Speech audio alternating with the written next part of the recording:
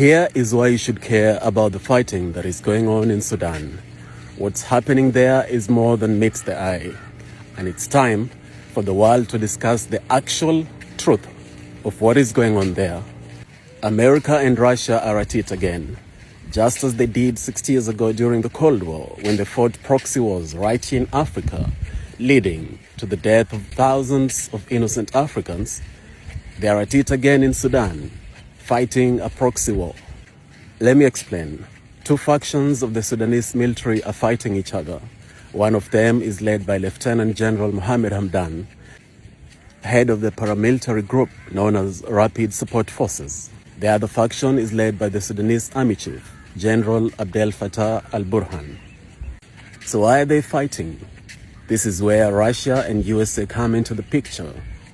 You see, in the last couple of months, Russia has finalized a deal with Sudan to establish Russia's naval base in Sudan's Red Sea coast. America is not too happy with that. Actually, they're furious.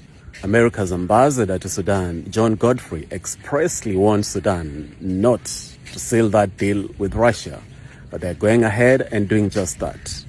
And so when the paramilitary unit began fighting the other faction of the army, that wasn't happening in a vacuum. The big problem is that you're not going to hear this in the mainstream media. Neither are you going to hear a lot of African governments voicing this, which is very unfortunate, because Africa must learn to speak its truth and stand on this truth, because truth will set you free. So it is left to the African people, we the African people, to speak this truth and tell America and Russia to get off Africa, to get their hands off Africa.